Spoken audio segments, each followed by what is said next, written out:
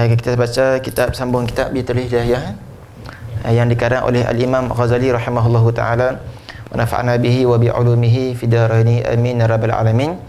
Itu dah kita masuk dah sebahagian adab-adabnya. Di dalam bahasa Arab disebut adab dukhulul khala'. Kita ulang secara ringkas insya-Allah. Adab-adab masuk khala'. Khala' ni berapa kita sebut sebelum ni? Rumah yang sunyi, baitul khala'. Kan? Khala' tu maksudnya suci, sunyi. Sunyi apa tu? Sunyi daripada bercakap. Nak zikir pun tak boleh. Kan? Zikir daripada dengan hati saja boleh. Zikir dengan lidah tidak boleh. Kan? Apatah lagi baca paper dalam tandas lagi tak boleh. Apatah lagi bersembang-sembang ketika mana kita qada hajat, maka tidak boleh. Maka disusunkan tentang adab-adab nak masuk tandas. Kan? Dan kenapa setiap hari kita masuk tandas? Dan dalam sehari itu berapa banyak kita masuk tandas, dan adakah kita buat dengan adab ataupun tidak? Sebab tu Habib Tahir, Habib Hussein, ketika mana umur mereka 5 tahun, mereka ini diajar oleh nenek mereka ni yang jaga mereka waktu tersebut. Nenek mereka ni pesan dia, nenek pun pesan kat cucu. Kita ulang balik kan. Dia sebut apa? Ya Tahir, ya Abdullah, idza dakhaltuma khala' bil adab la kharajtuma bi nuril alim. Wahai Tahir, wahai Abdullah, kalau kamu masuk tandas dengan penuh adab, seperti mana yang adab Nabi SAW ajarkan, yang kita bacakan, la kharajtuma binuril alim, nescaya kamu keluar daripada tandas tersebut, pasti kamu akan dapat cahaya ilmu. Kita sebutkan sebelum ni bahawasanya kita bukan nak ilmu semata-mata, tetapi kita nak cahaya ilmu tersebut. Apa beza dia? Orang yang dapat ilmu, dia belum tentu lagi nak beramal. Tapi kalau orang yang dapat cahaya ilmu, insya-Allah Allah Ta'ala bagi laluan, permudahkannya untuk dia nak beramal. Orang yang mengaji, dia mengetahui tentang halal haram, maka kadang-kadang tergelincir juga nak buat perkara yang haram. Tapi kalau dapat cahaya ilmu, insya-Allah dia tidak akan tergelincir daripada buat perkara-perkara yang haram. Jadi kalau orang tanya, kita nak ilmu ke kita nak cahaya ilmu? Cahaya ilmu. Sebab tu cahaya ni penting. Kita nak pergi masjid kan, surau, kita membaca doa tu, Allahumma ja'alni fi qalbi nura. Ya Allah, jadikan dalam hatiku ni cahaya. Wa fi qabri nura, dalam kuburku cahaya. Mata aku cahaya, telinga aku cahaya. Apa? Lidah aku bercahaya, darah aku bercahaya, tulang belulang aku pun cahaya. Depan aku cahaya, belakang aku cahaya, kanan aku cahaya, kiri aku cahaya, atas aku cahaya, bawah aku cahaya. Dan satu riwayat, waj'alni nura, ya Allah, jadikan aku ni orang yang bercahaya. Dan cahaya ni kata guru-guru disebutkan dia, kalau Allah buka hijab, pasti kita akan melihat cahaya tersebut. Dan kita tak nampaklah cahaya ni. Jadi kita tengok sikit ada adab yang kita dah bincangkan sebelum ni. Di antaranya masuk tandas dengan kaki kiri, kan? Kemudian keluar pula dengan kaki kanan. Jadi cuba cek lah, sebelum ni duduk mengaji dah sebulan yang lepas, adakah masuk tandas dengan kaki kanan lagi, keluar tandas dengan kaki kiri lagi, kan? Kalau masih ada lagi yang tersilap, maka kita perlu betulkan balik. Kemudian disebutkan dia, jangan masuk dengan bawa nama tulisan Allah, nama-nama Allah, nama-nama Nabi SAW, tulisan-tulisan yang mulia. Termasuk buku-buku ni jangan bawa masuk. Kita dah bincangkan sebelum ni kan. Dan jangan pula engkau masuk tandas dalam keadaan tidak tutup kepala. Kenapa? Kerana kalau siapa yang masuk tandas dalam keadaan tidak tutup kepala, maka dia akan diganggu oleh jin. Itu disebutkan para ulama. Lepas tu tanda kita ni beramal, praktik ilmu kita ni macam mana? Setiap tanda tu kita akan letak kain, kan? Sebelum nak masuk ke, ataupun tak ada ruang nak letak, nak sangkut tepi tu, kalau masuk-masuk tu nampak dah kain untuk nak tutup kepala, kan? Jadi kalau banyak mana tandas, 3 tandas, 3 lah kain kita kena sedia, kan? Sayyidina Abu Bakar As-Siddiq radhiyallahu ta'ala anhu ditanya, kenapa masuk tandas kena tutup kepala? Kenapa engkau tutup kepala masuk tandas? Dia kata, aku ni malu dengan Tuhan. Sebab nak masuk tandas, mulutku tak boleh nak berzikir. Ini juga jawapan tiru halnya keadaan Nabi SAW. Nabi rasa malu, rasa bersalah dengan Allah Ta'ala. Masuk tandas, mulut tak boleh nak berzikir, walaupun hati boleh berzikir. Maka sebab tu Nabi keluar daripada tandas, Nabi sebut apa? Apa dia? Doa keluar tandas tu Nabi baca apa? Ghufranaka, keampunanmu ya Allah, ampunkan dosaku ya Allah. Kenapa? Nabi rasa bersalah, malu dengan Allah Ta'ala, kerana tak boleh nak zikir dengan mulut dalam tandas tu. Nabi rasa malu, minta ampun kepada Allah. Jadi Sayyidina Abu Bakar Siddiq pun rasa malu dengan Tuhan. Lepas tu dia macam simbolik dah tutup kepala begitu. Ini dipanggil adab-adab. Kemudian baca doa masuk tandas. Apa? Allahumma inni a'udzubika minal khubuthi wal khaba'is. Kita dah kata dah itu. Keluar tandas baca doa apa. Kemudian selesai, siapkan batu-batu untuk kita nak beristinja. Kita sebutkan sebelum ni, yang paling afdal selepas mana kita qada hajat, apa dia? Buat dua. Yang pertama, sediakan batu. Jadi bulan yang lepas ke 2 bulan yang lepas pernah guna batu jadi kalau belum guna, insyaAllah gunakan batu tersebut sebagai kita niat nak beramal. Moga-moga ada dalam buku catatan amal kita ni, kita pernah beramal menggunakan batu. Tu ada syarat-syarat dalam fiqh. Antaranya tak boleh najis tu kering. Najis tu tak boleh meleleh keluar daripada kawasan kemaluan. Itu syarat kalau nak guna batu. Jadi batu, 3 batu yang kecil ataupun 1 batu ada 3 wujud. Jadi yang belum pernah beramal, beramallah insya-Allah. Moga-moga ditulis. Kita baca sampai mana tu ni? Muka surat 16 kan? Muka surat 16. Dalam tandas juga, selepas mana kita qada hajat, kita hendaklah istibrak, dia panggil. Berdeham, melawaskan. Kemudian jari jemari kita hurut sebanyak 3 kali, hurut pada kemaluan tersebut. Kalau lelaki ditarik daripada pangkal sampai ke hujung, dan kalau perempuan ditekankan sikit sambil berdeham. Jangan malu. Ini sunnah Nabi kita sallallahu alaihi wasallam. Kita baca sampai mana ni? Itu ni. Kemudian muka surat 16. Janganlah engkau membuka auratmu sebelum engkau sampai ke tempat duduk. Itu last kita baca kan? Jadi kita dah sebutkan sebelum ni, kalau sesiapa yang jenis tak tahan, ni lelaki lah tak utama ni kan, dia kira tak tahan tu, dia angkat kain siap-siap dah. Buka kasut nak masuk masjid surau tu, angkat kain siap-siap dah, lari cepat-cepat. Sedangkan itu menyalahi daripada adab.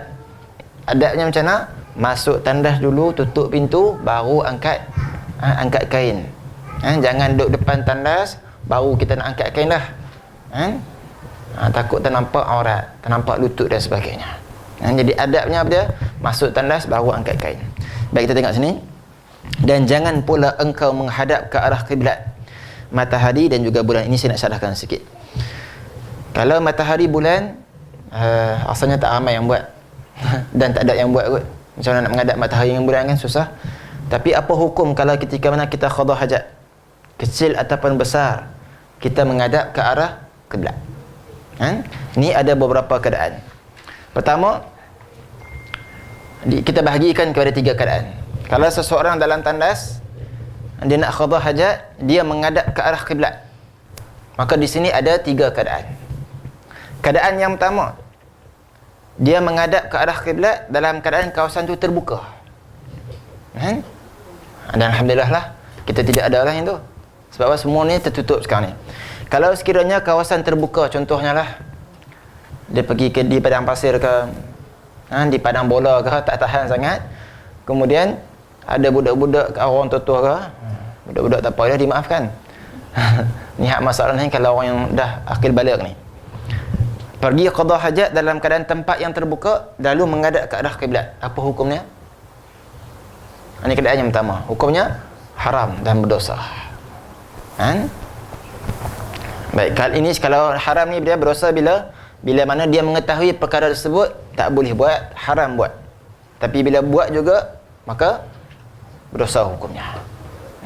Sebab tu orang-orang yang mengaji ni, orang alim, orang mengaji, kalau dia tahu benda tu dosa tapi dia buat juga, maka dosa dia double daripada orang lain.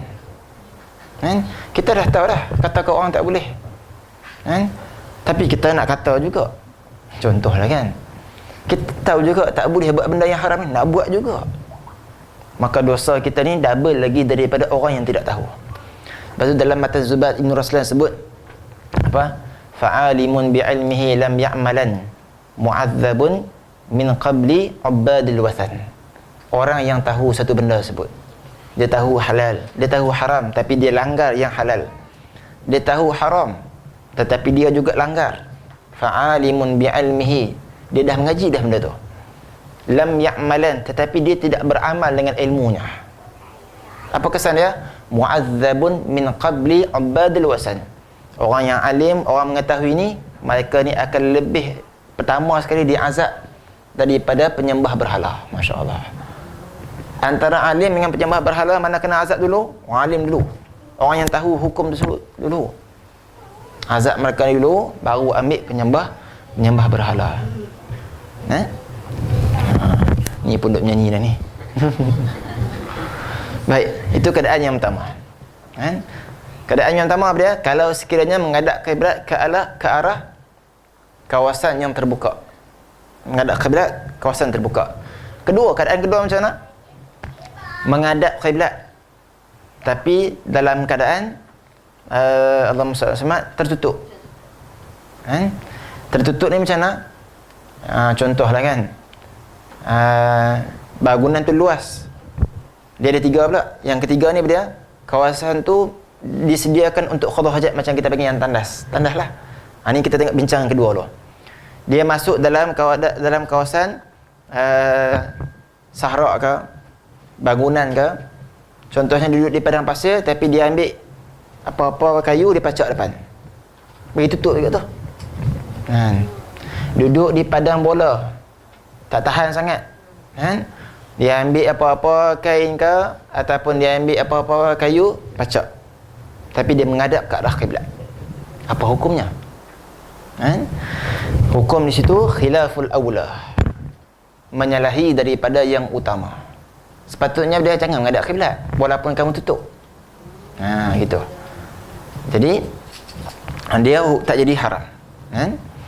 Jadi keadaan yang ketiga pula, kalau sekiranya tandas di masjid, di surau, di rumah kita ini, kan tempat tu khas untuk nak menghadap, nak qada hajat, tempat tandas itulah kita pun masa qada hajat kita menghadap ke arah kiblat. Maka dia panggil apa ni? Hukum yang ketiga dia panggil apa? Khilaful afdal, menyalahi daripada yang lebih afdal. Jadi kan dulu saya cerita, ada satu masjid tersebut, kita ustaz dah cerita bab hukum fiqh ni. Ustaz cerita, Ustaz, dekat masjid ni kami tak larat nak bagi tahu dah, dekat nazir, orang marah nazir dan imam-imam. Pasal apa saya kata? Tandas ni menghadap ke arah kiblat, mana boleh Ustaz kan? Hukum dah haram, dosa. Saya kata, kalau sekiranya tempat tu tertutup, lebih pula 3 hasta, dan kalau lah menghadap ke arah kiblat, tak jadi haram, dia menyalahi adab saja. Ustaz ni biar betul, Ustaz kena mengaji lain ni. Amboi, kata gitu pula kita. Dah tanya saya hukum, saya jawab cara hukum. Kalau tanya saya adab, saya akan jawab cara adab. Betul tak? Ni kena beza di antara adab dan juga hukum. Apa hukum kita minum jeri? Dosa tak? Nampak? Kalau soalan saya tu pun salah dah. Hukum dia akan jadi 5. Haram, harus, makruh, sunat, wajib. 5 ni hukum. Apa hukum minum jeri? Adakah wajib minum jeri? Adakah makruh? Tak. Tidak ada larangan. Adakah haram pula kita minum jeri? Adakah sunat pula kita minum jeri? Tak. Hukumnya apa dia? Harus. Jadi soalan saya pun tu pun silap dah. Apa hukum minum air ketika mana berdiri? Kita jawab balik, soalan ustaz silap. Dia tak ada hukum.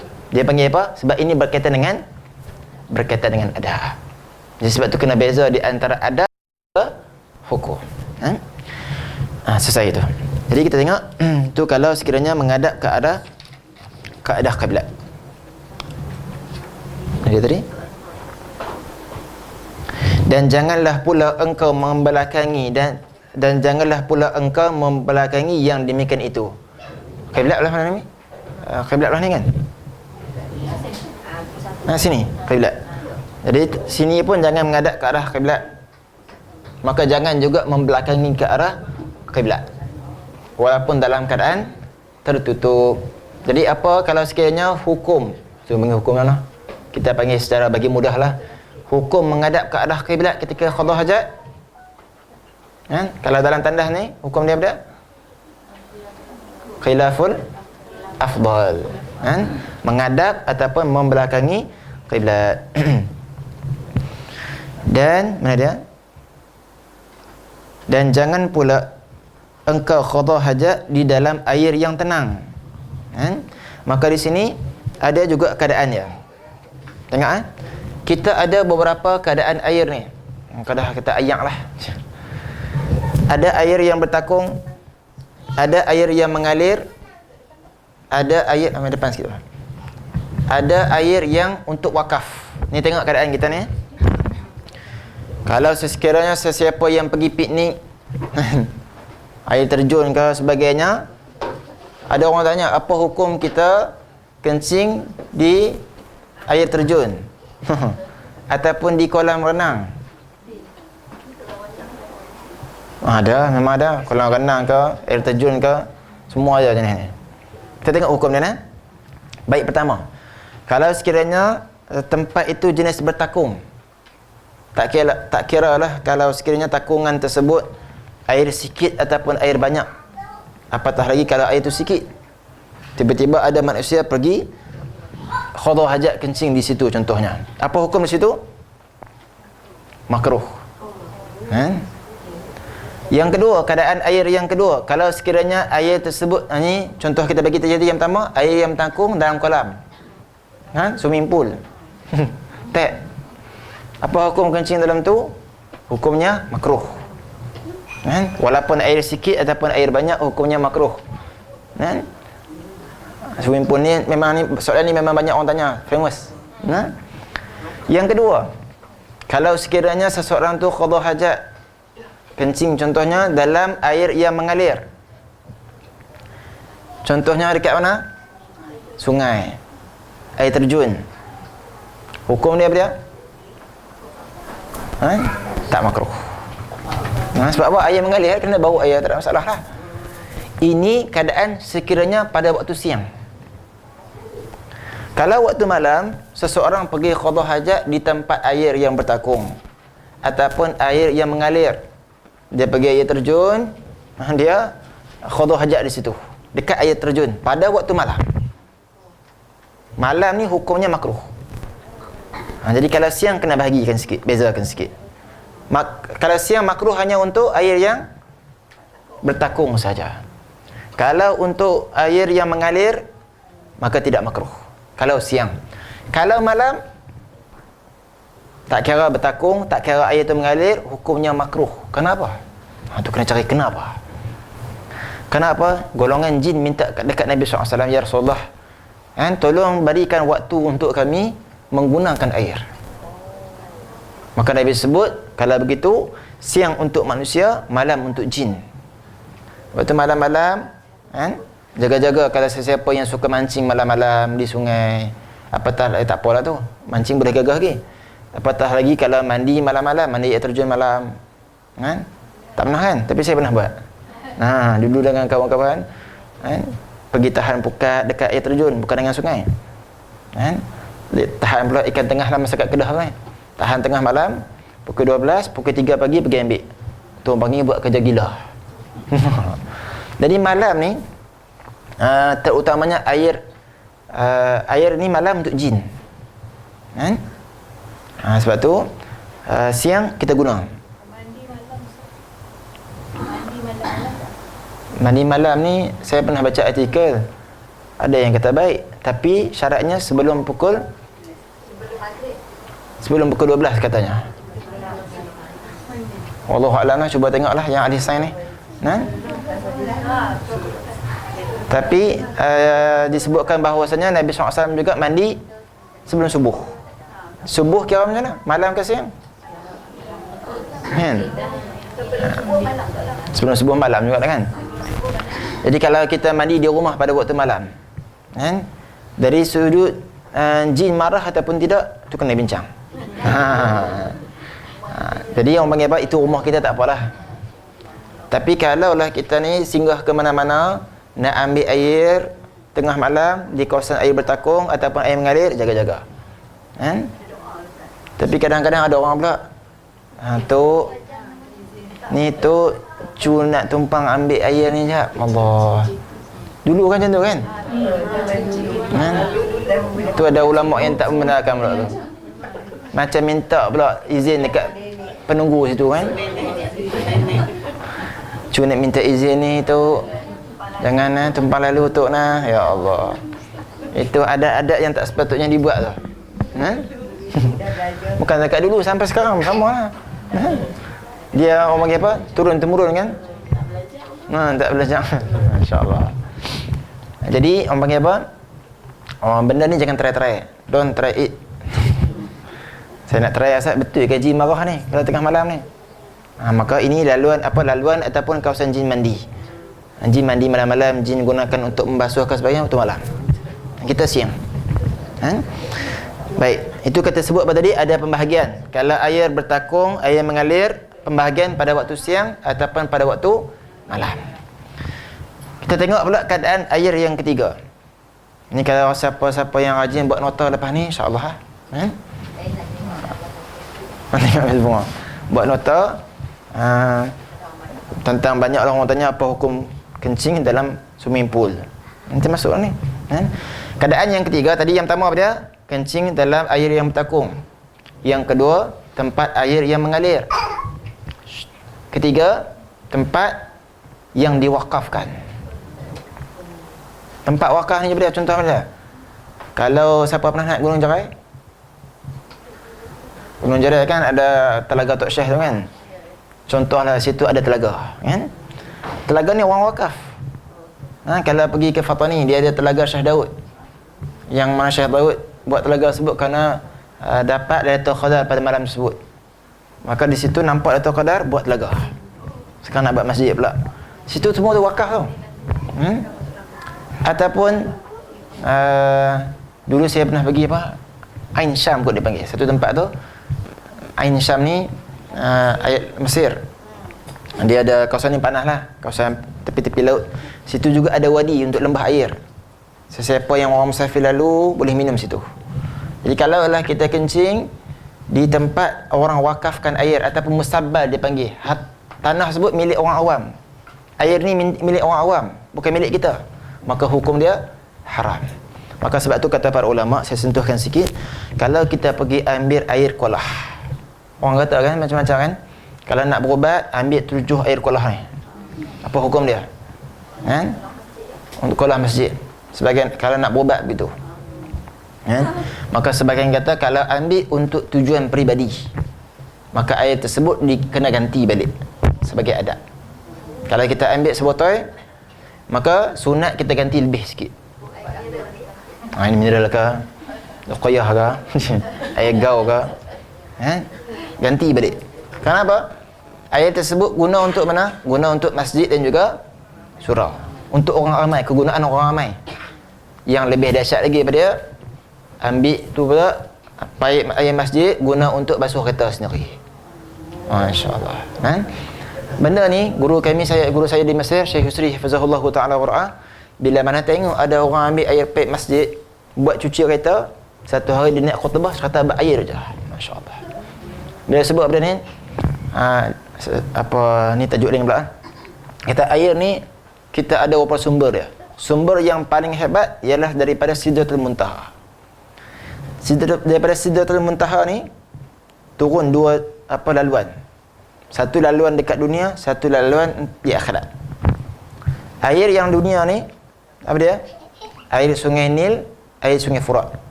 Itu asalnya sumber daripada mana? Daripada Sidratul Muntaha. Dan air yang Allah tak turunkan lagi dekat dunia, yang sumbernya daripada Sidratul Muntaha, air telaga Salsabil dan juga air telaga Kautsar. Itu sumber daripada Sidratul Muntaha atas tu, maka dia pecah dua. Kan? Tu Syekh kata mukadimah khutbah macam tu. Sebab masa tu di Mesir kan. Jadi Syekh kata ni kita duduk di Mesir sekarang ni. Jadi kamu guna air mana ni, sumber daripada mana? Sidratul Muntaha. Maka jaga-jaga. Takut besar. Kan? Allah Ta'ala murka disebabkan guna benda-benda yang mulia. Kalau kita duduk guna benda yang mulia, kita duduk di tempat yang mulia, jaga-jaga. Kalau silap laluan, silap cara, maka kena kita ni, teruk kita. Duduk di masjid, tempat yang mulia, tapi manusia suka sembang benda-benda dunia, sembang tentang aib gosip orang, jaga-jaga. Kata para ulama, kalau duduk tempat yang mulia, tak jaga kehormatan tersebut, maka akan cepat kena hukuman daripada Allah Ta'ala. Duduk dalam majlis ilmu elok dah. Atau habis majlis ilmu pula, kita pula duduk bincang tentang aib orang dan sebagainya, jaga-jaga. Sedangkan benda yang mulia ni kena isi juga dengan benda yang mulia. Sebab tu kata Imam Hasan al-Basri, asra'ul uqubah. Dia sebut macam mana? Tidak semua, kamu jangan anggap semua perbuatan haram sahaja yang Allah Ta'ala kenakan hukuman. Tetapi di antara yang lain yang cepat Allah kenakan hukuman apabila main-main terhadap perkara yang mulia, terutamanya solat, kata beliau. Solat tu buat remeh-temeh, main-main je. Syah, buat main-main je.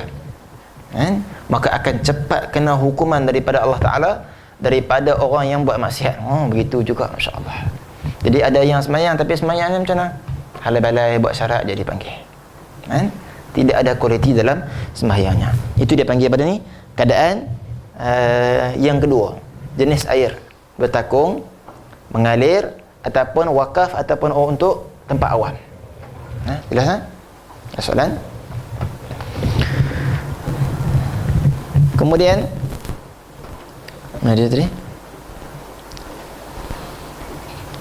Dan jangan pula engkau qada hajat di dalam air yang tenang atau di bawah pohon yang berbuah.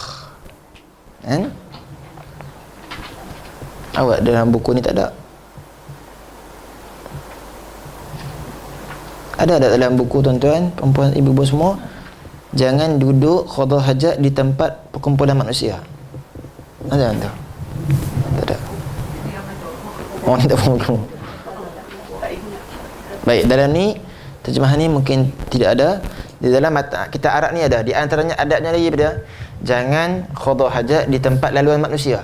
Maka saya nak sebutkan sikit. Di sini kita ada tempat laluan ataupun tempat manusia berkumpul. Tengok keadaan. Ustaz, apa hukum kalau seseorang itu qada hajat, kencing ke contohnya di taman permainan? Ni ada orang tanya agak soalan. Tengok keadaan. Kalau sekiranya tempat berkumpul itu tempat yang harus, kita kumpul di taman permainan ataupun di laluan manusia tepi koridor ke, kalau orang kencing di situ, apa hukumnya? Hukumnya apa dia? Makruh. Tapi ada keadaan, kata para ulama, kalau sekiranya tempat yang manusia itu berkumpul untuk tujuan maksiat, dia kumpul di taman permainan contohnya. Tadi kumpul taman permainan untuk apa? Untuk nak rehlah ke, makan-makan. Jadi kalau orang yang qada hajat di situ, hukumnya makruh. Tetapi kalau orang manusia dia berkumpul satu tempat tetapi untuk tujuan maksiat, apa hukum kita pergi kencing situ pula? Sudah. Dapat soalan saya? Orang berkumpul di padang permainan ke, di tempat piknik ke, kita pergi kencing situ, hukumnya makruh. Tapi kalau orang berkumpul di situ tempatnya buat maksiat, apa hukum kita pergi kencing situ? Sunat. Lagi? Apa jawapan dia? Saya membaca terkejut ni, Masya Allah. Dalam syarah ni sebutkan, Syekh Nawawi bin tadi sebut hukumnya wajib. Ingat, tak boleh. Sekiranya itu je cara dia. Orang duk buat tempat piknik, sepatutnya orang nak berehat sebagainya, tapi dia kumpul buat maksiat. Datanglah pihak berkuasa tegur, tak makan saman. Alim ulama tegur, tak makan saman. Akan buat macam mana? Seorang kencing macam tu, supaya biar bau tempat tu busuk, tak boleh mereka kumpulkan dah. Tu panggil apa? Ada syarat dia. Sekiranya Jangan geram ni Ustaz, kami geram ni terus pergi. Sekiranya mewajibkan buat perkara demikian setelah ditegur tak boleh lah. Maksudnya boleh ajaibnya para ulama bincang perkara ni. Kemudian jangan pula qada hajat di bawah pokok yang berbuah, sama ada pokok tersebut yang dimakan ataupun hanya yang boleh cium saja. Ada pokok tak boleh makan kan? Apa orang panggil tu? Pokok yang tepi-tepi jalan highway tu, yang kalau kering dia jadi macam keras-keras tu, macam akar-akar kayu tu. Orang panggil apa? Tunjuk langit. Tak tahu lah. Macam pokok Murah saga tu. Dulu masa kecil-kecil, ambil celup dalam minyak gas, main bola. Cucu api main bola. Dululah kecil-kecil. Walaupun pokok tu tak berbuah, tak boleh makan, tapi dia boleh guna untuk perubatan. Maka begitu pun janganlah kita qada hajat di bawah pokok yang berbuah, apatah lagi pokok yang tak berbuah, apatah lagi pokok yang berbuah. Dan jangan pula di dalam ada lubang. Jadi disebutkan bahawasanya lubang ni dia panggil tempat tinggal jin. Maka disebutkan wa annahum qatalu Sa'd ibn Ubadah, seorang sahabat radhiyallahu taala anhu, namanya Sa'ad bin Ubadah. Satu hari beliau pergi ke satu tempat, dan disebabkan dia terpaksa nak qada hajat, maka dia nampak lubang dan qada hajat dalam tu. Kencing ataupun yang besar lah. Orang kumpulan jin marah, wa annahum qataluhu, dan golongan jin ni membunuh dia. Jadi kita sebut apa di sini? Dia dalam alam-alam jin ni, saya pun tak pandai, tapi kena ada hormat di sana. Contohnya dia disebutkan dalam hadis, kalau sekiranya masuk dalam rumah kita ni binatang yang macam pasal kedah panggil pokka. Orang panggil kan? Bukan sembah tu. Cicak besar tu lah. Makan mengkarong. Pokke sini. Saya kedah panggil pokka. Dia imalah sikit tu. Itu contoh macam tu. Dia bukan ular tu. Dia bukan spesies ular, tapi pokke ataupun cicak besar. Kita panggil istilah macam tu lah. Itu kalau masuk dalam rumah kita tu, jaga-jaga. Jangan cepat nak bunuh terus. Kerana apa? Jin dia akan merupa. Jin ni kata dalam kitab-kitab tauhid dan sebagainya, kalau jin ni merupa, saya pun baru dengar semalam rakaman semula ni. Jin ni kalau merupa dengan satu benda, dia tak boleh kembali pada bentuk asal. Tapi kalau malaikat pula, yakin boleh. Malaikat dia berupa dengan wajah seseorang yang indah, maka dia boleh kembali pada bentuk asal. Tapi kalau jin berupa dengan kucing ke, haiwan ke sebagainya, tak boleh dah. Seorang sahabat saya cerita, rumah dia jadi kucing jin lah. Jin kucing lah. Kucing jin pula. Tu jin macam tu. Sahabat saya yang cerita, ada satu hari pokke tu masuklah rumah. Dia doktor. Bila masuk dia geram sangat ni, dia buat apa? Ambil kayu, katok, mati. Bila mati, dia pun ambil ikat dalam plastik hitam, tak rantuk sampah. Selepas tu dia jadi macam mana? Badan jadi sesak nafas. Esok tu mati. Dia pula mati. Maka ketika mana sakit sebut, cek lah. Pergi hospital cepat-cepat cek. Tak ada apa dalam badan. Dalam masa yang sama, dia bila tak puas hati cek hospital tak apa dalam badan, dia panggil perawat Islam. Bila perawat Islam ni cek, dalam badan tu penuh dengan ular. Penuh macam apa? Tu jin marah panggil. Penuh dengan ular. Macam penuh dengan racun pada badan tersebut. Jadi sebab tu kita ni hukum kalau benda macam ni kena mengetahui tentang berkaitan dengan jin ni. Supaya apa? Supaya kita juga ada hormat. Kata guru saya, jin Islam ni lebih ramai lagi daripada manusia yang Islam. Masya-Allah. Cuma kita tak nampak. Maka kena ada adab. Adab dia tulang. Kalau orang geram sangat jin ni, dia kencing dekat tulang tersebut. Geram dekat jin punya basah. Contohnya lah. Jangan. pun kena ada adab dengan jin insya-Allah. Kan? Jadi itu bila mana ustaz ni cek sekian dalam badan orang tu macam penuh macam ular ni. Kan? Maka ustaz nak pembik lah cepat-cepat. Kebetulan masa nak pembik tu shift untuk orang cleaner ambil buang sampah tu belum sampai ke waktu dia. Bila angkat plastik hitam, angkat plastik saja. Poket tu tidak ada. Sebab tu kata apa, jin ni dia boleh merupa. Jadi tengok dulu kalau masuk dalam rumah kita ni ular betul ke, ataupun poket ke sebagainya. Tak, ular tu tak ada kaki. Kalau poket ada kaki kan? Tidak. Jadi ada sebagian adat juga pula kalau ular masuk, contoh buat ular pula begini. Kita kata apa ni? Kalau sekiranya ular, kalau sekiranya engkau masuk nak ganggu kami, keluarlah. Kami tidak akan mengapa-apakan kau. Tapi kalau sekiranya engkau nak mengganggu kami dan engkau memang daripada makhluk yang jahat, kami minta izin daripada Allah, kami akan membunuh engkau. Itu memang apa? Keadaan macam tu. Itu segi hukum lah. Hukum nak membunuh binatang. Tak kebenaran lah. Sebab tu orang panggil apa? Perbahasan berkenaan dengan ni, kita kena tahu juga waktu yang dia suka. Kayak kita sebut tadi, tempat yang dia suka bila malam, air yang bertakung mengalir. Tempat yang waktu yang dia suka lagi bila? Dekat maghrib tu. Waktu tu dekat maghrib ni mereka keluar seronok. Tiba-tiba manusia pula ambil tugas jin. Sebelum senja-senja tu keluar rumah. Jadi dikatakan mereka ni seronok dibebaskan sebelum masa senja tu dibebaskan. Lepas habis Ramadan seronoklah tu keluar. Jadi kita jangan keluar rumah time-time tu. Kerana ini waktu bagi jin-jin syaitan keluar. Ikut tu lah. Masya-Allah. Sikit lagi, mana dia? 0216. Kita habislah tajuk ni insya-Allah.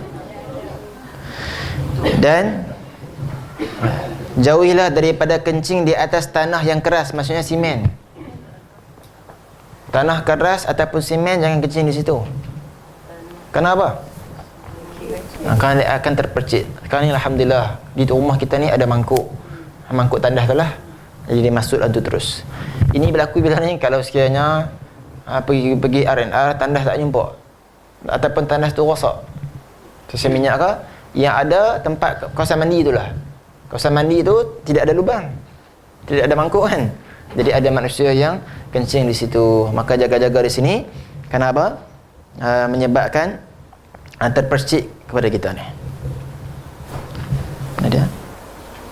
Dan jauhilah daripada kencing di atas tanah yang keras ataupun simen atau di tempat bertiup angin, kerana dikhawatiri bahawa engkau terkena percikannya. Angin yang bertiup jangan menghadap ke arah angin. Seperti sabda baginda Rasulullah SAW, inna ammata azabil qabri minhu, sesungguhnya kebanyakan seksa kubur adalah berasal daripadanya, yakni dari sebab tidak berhati-hati dalam bersuci daripada najis. Ini orang yang kita semua kencing, tapi ada orang ambil mudah ya. Dia tak berdehem. Berdehem tu untuk apa? Nak bagi keluar habis. Ada orang tak ada habis lagi dia keluar dah. Betul, Islam ni masya-Allah ajar cara kebersihan. Biar urut bagi keluar berdehem biar bagi keluar habis. Supaya apa? Satu, suci. Satu, yang kedua, kita selamat di azab kubur kelak. Kan? Nabi sebut apa? Wa ma yu'adzibani fil kabir. Nabi lalu satu kubur, di dalam dua perkuburan, Nabi sebut orang kedua-dua dalam kubur ni, wa ma yu'adzibani fil kabir. Mereka berdua ni sekarang diazab dalam kubur.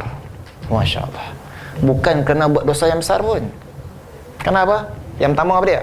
Sebab kencing tidak suci kan. Yang kedua apa dia? Siapa yang kena azab dalam kubur ni? An-namimah. Orang yang suka mengadu domba. Kan? Mengadu domba batu api kita panggil.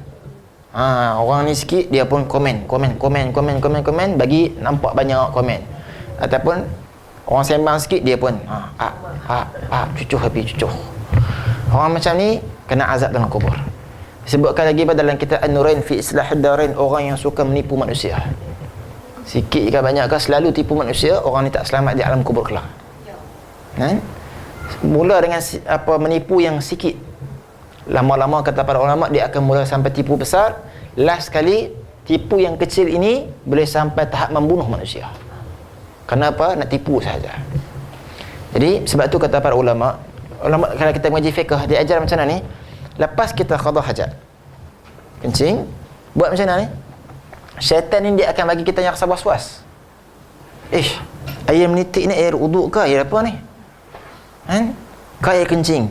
Kadang-kadang kan masa tandas tu, masa nak semayang berasa menitik dan sebagainya, kita rasa was-was. Ini syaitan cukup suka ni. Maka nak buat macam mana ni? Dan fiqh dia ajarkan dia, lepas kita qada hajat, sunat kita ambil air renjis di kain tempat kemaluan tu. Buat tak? Tak renjis kan? Kita basuh je. Lepas basuh, jangan lupa sunat yang kedua, renjis. Basuh kemaluan tu wajib dah. Sunat pula kita renjis kain di hadapan kemaluan tersebut. Percikkan air. Betul tak bahasa saya? Di tempat kemaluan tu, yang bertentangan dengan kemaluan tu, percikkan di situ. Nanti kalau kita berjalan-jalan ataupun kita nak semayang berasa air menitik, kata ni air aku percik tadi ni. Nampak tak? Fiqh mengajarkan juga supaya kita ni jangan jadi was-was. Was-was ni penyakit bahaya. Daripada satu sudut fiqh lah. Kemudian cuba tengok sekarang ni dekat Facebook ke Instagram kan, orang batu api ramai tak? Yang pembatu api ni, pembatu api. Dia komen sikit lah. Lah ni pula kita duduk tengok kan, ada dua pihak yang komen SOP, yang tak komen kan. Orang marah dekat Ustaz Diuk kan. Orang kan lepas ni kata, Ustaz kata yang lepas ni senang lah, kalau duk komen-komen macam ni tak payah pergi hospital, sakit jantung berubat sendiri. Orang boleh komen apa tu, lepas ni kau mati jangan panggil ahli masjid. Amboi, nampak? Pakat orang komen sikit je, betul pakat masuk. Tu contoh yang saya bagi kan. Kalau sakit dia kata lepas ni tak payah pergi hospital. Kau pula lepas ni kalau mati jangan panggil orang masjid, bergaduh lagi. Lepas tu pakat masuk sikit.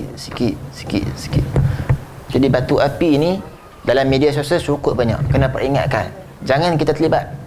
Kenapa? Nabi sebut orang yang paling di antara yang kebanyakan terlibat kena azab kubur ni siapa dia? Antaranya namimah, batu api, mengadu domba, tak cuci kemaluan. Betul Islam ajar, masya-Allah cantik kita ni. Mana dia lagi? Dan hendaklah engkau duduk ketika qada hajat itu dengan memberatkan sebelah kakimu yang kiri kalau mampu, supaya lebih mudah keluar najis. Ini kalau tandas kita kan ada dua jenis kan. Satu tandas bertakung, mencangkung, satu lagi duduk. Ni kalau duduk atas tutup pula, bahayalah. Duduk atas mangkuk tandas kan. Jatuh pula. Kita sebut di sini kalau sekiranya mampu. Macam mana cara dia? Dengan keadaan kaki memberatkan sebelah kakimu yang kiri. Maksudnya angkat mana? Angkat kanan, kiri tekan. Kita ambil botol lah. Kalau botol tu contohnya kita tuang. Kalau tuang ni betul, cuba bayangkan botol, buka tudung, tegakkan botol, air tu lambat sikit keluar. Kalau kita sengit kan, cepat laju. Maka nak duduk dalam tandas, nak cepat kan nak lama? Orang duduk dalam tandas ni duduk lama, keluar tandas, nak buat ni lah, nak dekor ni lah. Duduk dalam tandas macam-macam ilham dapat kan?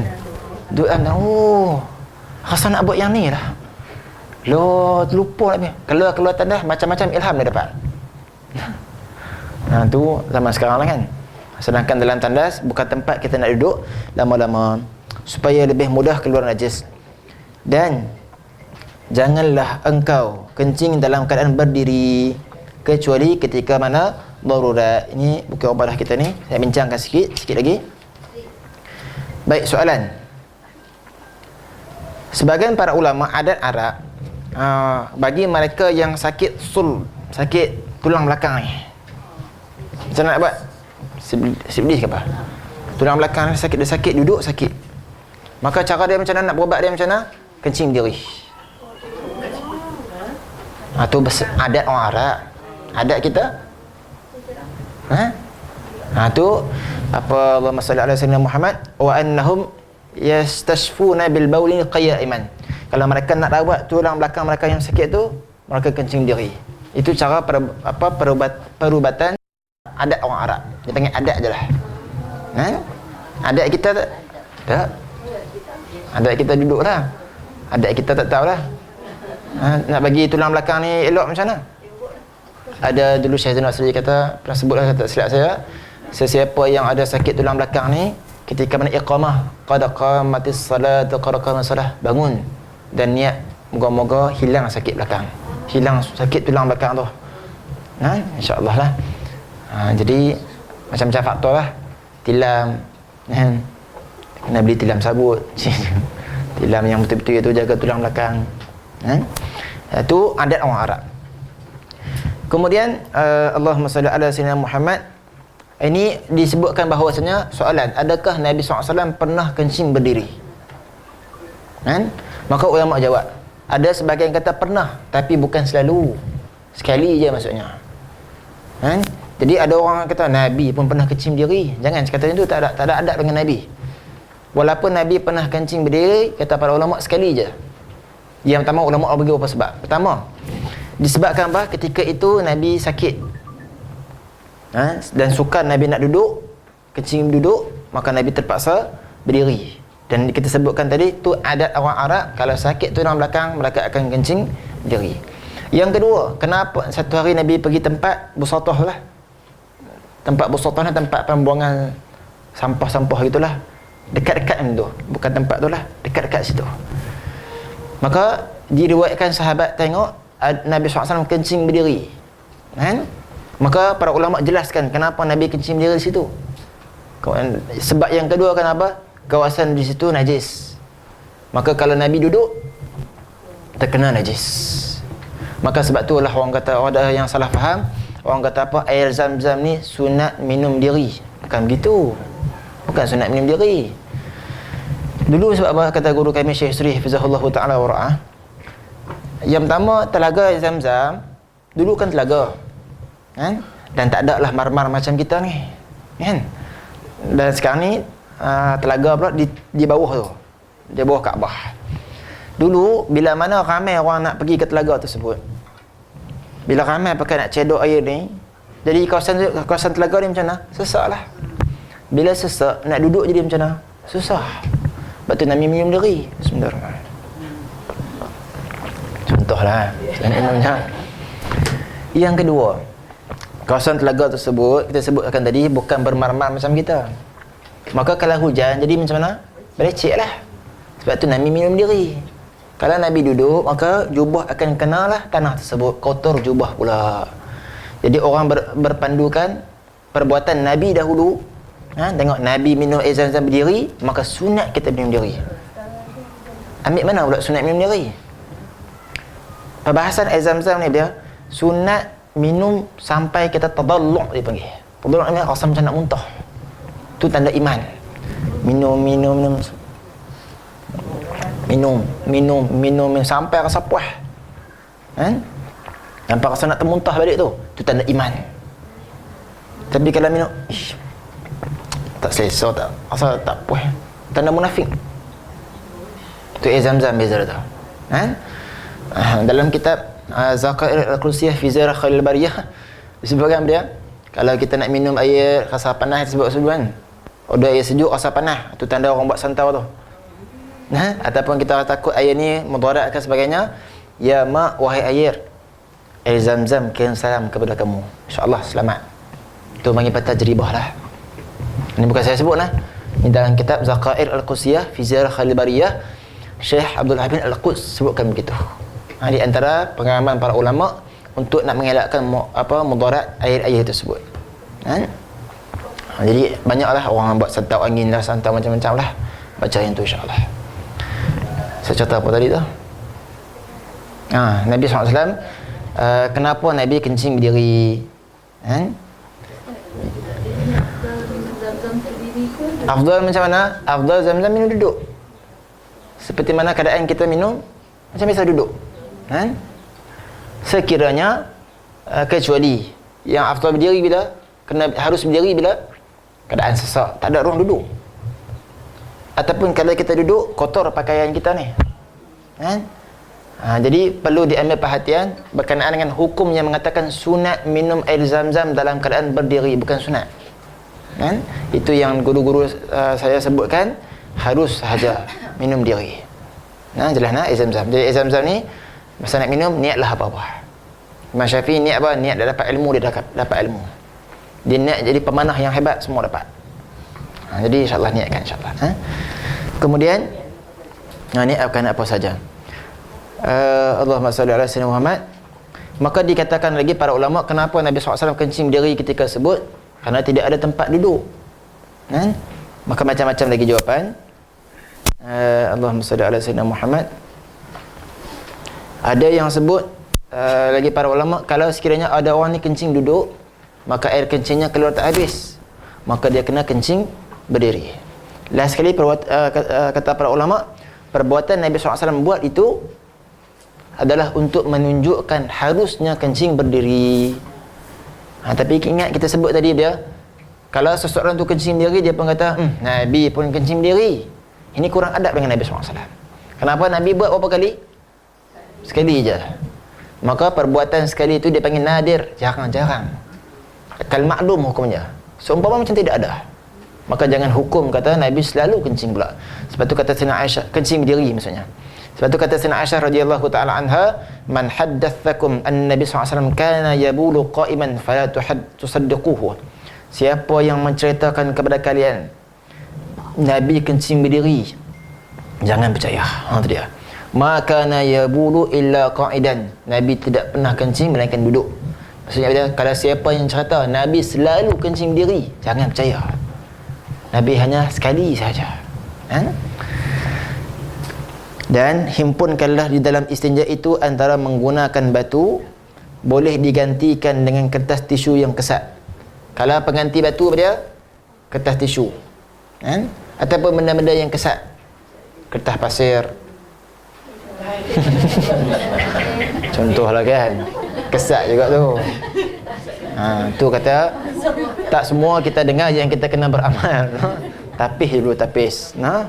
Cuci yang tu pula hospital lah. Dan air. Siapa habis ni nak?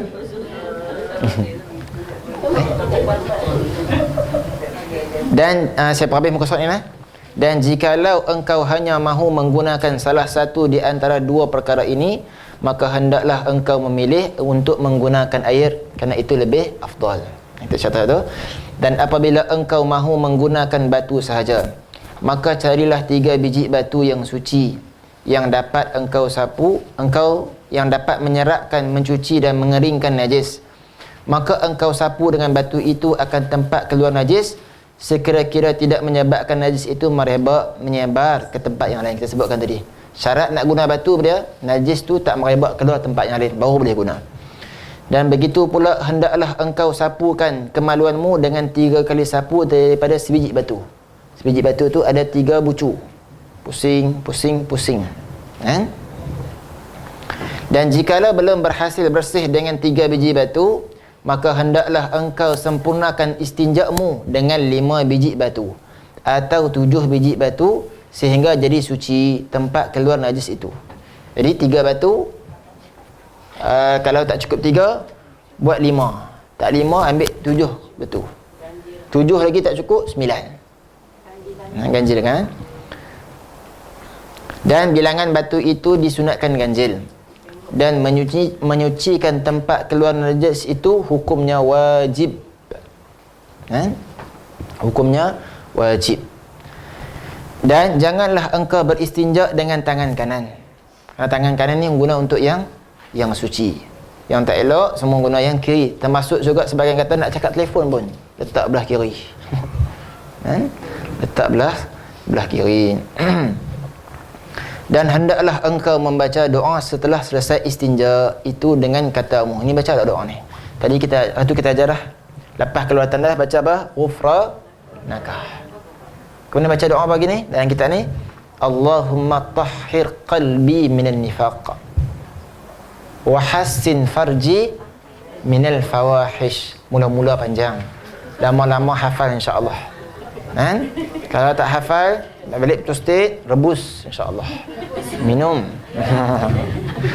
Doa ni, ya Allah, bersihkanlah hatiku daripada sifat munafik. Munafik apa ni? Munafik ada dua. Munafik akidah ataupun munafik amal. Kita ni munafik akidah, insya-Allah selesai. Tapi munafik amal ni ada lagi, kata para ulama. Apa dia? Saat buat sembahyang sunat sebelum subuh, hari ni tinggal. Semalam baca Quran sujud, hari ni tak baca langsung. Kemarin selawat 12,000, 10,000 kali, hari ni tak selawat langsung. Kemarin banyak istighfar, hari ni tak banyak, tak istighfar pula. Munafik apa ni kita? Munafik amal, berlakon. Nah, macam bahasa kita kan lah, buat-buat dipanggil. Jadi doa ni apa? Mengelakkan kita ni daripada jadi orang munafik amal dipanggil. Kan? Kemudian wahassin farji minal fawahish. Ya Allah, peliharalah kemaluanku daripada benda-benda tak elok. Ni saya bagi doa lah. Tulis doa ni. Doa ni elok perempuan baca. Yang doa ni ada dalam kitab ni. Dia ada. Doa satu lagi ni untuk mengelakkan daripada dirogol. Pernah dapat kan doa ni? Doa ni pernah dibaca oleh Sayyidina Hajar, isteri Nabi Allah Ibrahim AS. Kan ceritanya, berapa lah ni? Belas kan? 10-40 lah. Halal kan ni? Apa doa ni insya-Allah? Masya-Allah. Tak sedar saya ni. Pria tadi dah? Pria tadi? Nabi Ibrahim AS pergi ke satu kampung, jangan main plastik. Pergi ke satu kawasan. Kawasan ni Jababirah. Raja ni zalim sangat. Raja ni pula suka rampas isteri orang. Kan? Dia kalau beritahu kata adik ke kakak tak apa, tapi kalau abang isteri, dia suka nak rampas. Maka Nabi Ibrahim kata kepada isterinya, bas, jangan main. Ni, belakang sikit. Nanti kalau raja tanya, kamu siapa, engkau siapa? Cakap, aku merupakan saudara engkau. Engkau pula jawab, aku ialah saudari engkau, adik. Jangan cakap, aku ialah isteri. Itu tauriah dia panggil, tipu. Bukan tipu sunat tu, dia panggil tauriah, hilah. Nak selamatkan diri. Jadi, bila mana Sayyidina Hajar bagi kita kata, dia merupakan adik ataupun saudari Nabi Ibrahim, adik-beradik lah. Raja ni tengok, adik kata adik, aku nak ambil juga. Raja ni tak pernah, sebelum ni tak pernah ambil adik ataupun siapa-siapa adik-beradik ni. Isteri orang dia nak rampas, nak bagi orang geram lagi. Tapi bila mana begitu, dia nak ambil juga. Bila mana raja ni tangkap, kurungkan isteri Nabi Allah Ibrahim dalam satu kawasan. Bila mana nak buat satu benda, raja nak pegang saja, raja tu jadi apa? Keras tangan dia. Keras. Raja ni kata apa?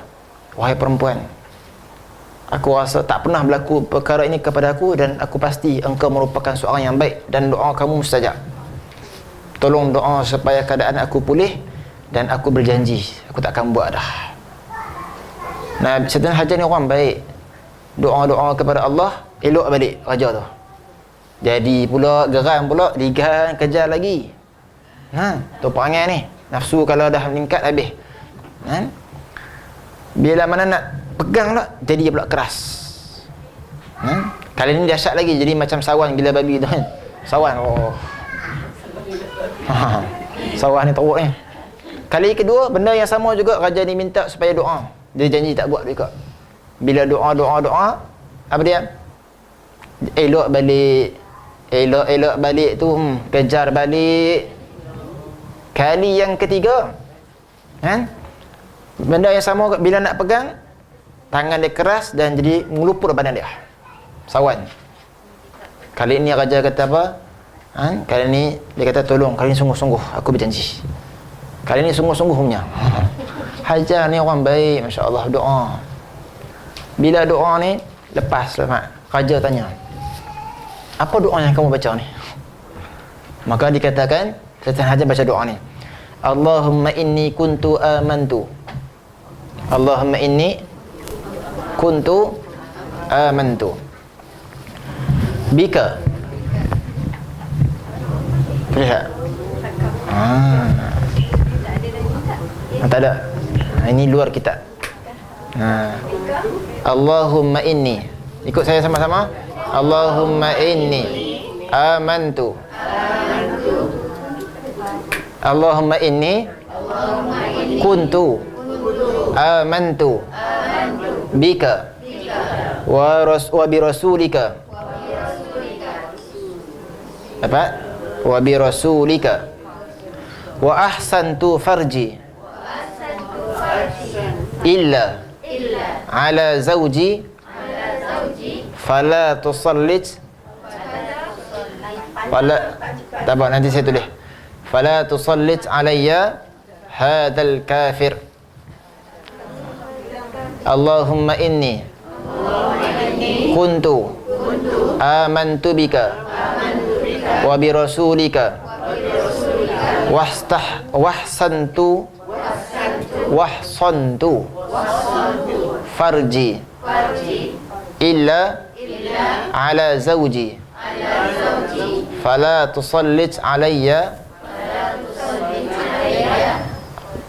fala tusallit alayya hadzal kafir. Doa ni nanti dapat tulis letak dalam handbag tu insya-Allah. Nanti kita tulis insya-Allah. Ya Allah, apa maksud dia? Sesungguhnya kuntu amantu, aku beriman dengan engkau. Beriman dengan engkau, wa bi rasulika, dan juga dengan rasulmu. Wahsantu farji. Wa ahsantu farji. Wa ahsantu farji, dan aku memelihara kemaluanku ini illa ala zawji, hanya untuk suamiku. Fala tusallit alayya hadzal kafir, janganlah engkau menangkan kafir ini ke atasku. Doa ni ustaz, kalau kami tak kahwin macam mana? Doa ni ustaz, kalau orang yang bukan yang tak kafir nak buat jahat macam mana? InsyaAllah, kata para ulama, berkat doa ni insyaAllah selamat daripada dirogol, kata para ulama. Ini letakkan dalam beg tangan kau, insyaAllah mujarab. Okay. Nanti kita bagilah insyaAllah dalam grup insyaAllah. Kemudian, dan hendaklah engkau menggosokkan tanganmu dengan tanah atau dinding atau dengan sabun.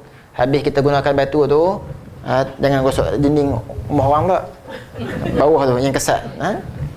Dekat tandas ke jangan gosok dekat tandas tu, ataupun dengan sabun. Setelah selesai daripada istinja, kemudian engkau membasuh akan tanganmu itu. Wallahu subhanahu wa ta'ala a'lam wa a'lam. Amin, insyaAllah. Nanti kita tulis insyaAllah. Satu lagi adab kita dalam tandas ni dia. Ketika mana kita qada hajat ni, adab kita ni saya qada balik ni 2-3 bulan ni halal. Adab kita adab kita dalam tandas ialah dia, selain pada Imam Ghazali sebutkan ni dia, adab kita ialah kena rasa malu dengan Allah Ta'ala. Sebab apa? Sebab tak boleh nak zikir dengan mulut dalam tandas. Satu. Yang kedua, adab kita dalam tandas juga, kata para ulama, kena merasakan kita ni sentiasa diberikan nikmat oleh Allah Ta'ala. Ya Allah, syukurnya dapat keluar benda ni. Ini dia panggil apa ni? Keluar najis tu dia panggil musuh zahir yang menyakitkan kita. Kalau musuh keluar daripada badan ni, kita rasa ya Allah syukur nikmat, maka zahirkan, ya Allah syukurnya, ya Allah musuh yang menyakitkan aku ini keluar daripada badan. Ni musuh apa ni? Musuh yang zahir. Kalau musuh yang batin keluar, lagi seronok kita ni. Apa musuh yang batin? Ada perasaan dendam keluar, perasaan tak puas hati kat orang keluar, benci dekat orang keluar. Dia ada musuh zahir, musuh batin. Maka kalau kita dapat keluarkan najis-najis macam ni, itu merupakan satu nikmat daripada Allah. Sebab ada orang berdoa, ya Allah, Allahumma ja'alni minas sabirin. Di antara doa dia, ya Allah, jadikan aku di kalangan orang-orang yang sabar. Iaitu ketika mana engkau ujiku, ya Allah. Maksudnya dia, dia minta Allah uji dia. Allah uji dia bukan benda yang besar pun. Tak boleh kencing, tak boleh qada hajat je. Allah, sakit habis kepala ni. Kan? Sebab tu jangan minta diuji. Dia ni minta Allah uji dia, maka Allah uji dia, tak boleh kencing, tak boleh qada hajat. Tu pun masya-Allah, musibah sebenarnya. Kita yang dapat kencing, yang dapat qada hajat ni nikmat tak? Nikmat. Kenapa? Semua itu menyihatkan tubuh badan kita. Kan? Allah Subhanahu wa taala, yang baik datang daripada Allah Subhanahu wa taala, yang lemah kurang daripada seseri. Kita sama-sama baca selawat Imam Syafi'i yang kita baca di akhir tahlil tersebut. Yang mana kata para ulama baca yang tu, insya-Allah ilmu ni akan cepat dekat insya-Allah. Allahumma salli afdal salati ala as'adi makhluqatika sayyidina Muhammad wa ala صحبه وسلم عدد معلوماتك ومداد كلماتك كلما ذكرك ذاكرون وغفل عن ذكره الغافلون اللهم صل أفضل الصلاة على أسعد مخلوقاتك سيدنا محمد وعلى آله وصحبه وسلم عدد معلوماتك ومداد كلماتك كلما ذكرك ذاكرون وغفل اللهم صل أفضل الصلاة على أسعد مخلوقاتك سيدنا محمد وعلى صحبه وسلم عدد معلوماتك ومداد كلماتك كلما ذكرك ذاكرون وغفل عن ذكره الغافلون. Masih banyak kepada tuan rumah, Cikgu Darjah, Umi dan Muhasabah channel YouTube ni kan, masya-Allah. Dan seterusnya ibu-ibu semua, kakak-kakak semua yang sama-sama sudi mendengar kelas pada pagi ini. Moga-moga Allah berikan kekuatan untuk kita beramal. Moga-moga Allah meridai kita. Dan moga-moga apa yang kita buat ini Nabi Muhammad SAW bangga dengan kita buat, dan bangga dengan apa yang kita buat. Dan moga kita dikurniakan dapat melihat wajah mulia Nabi Muhammad SAW dalam mimpi dan juga dalam jaga kita. Allahumma rabbana atina fid dunya hasanah wa fil akhirati hasanah wa qina azabannar. Sallallahu ala sayyidina Muhammadin wa ala alihi wa sahbihi wasallam. Alhamdulillahirabbil alamin. Taqabbalallahu minkum.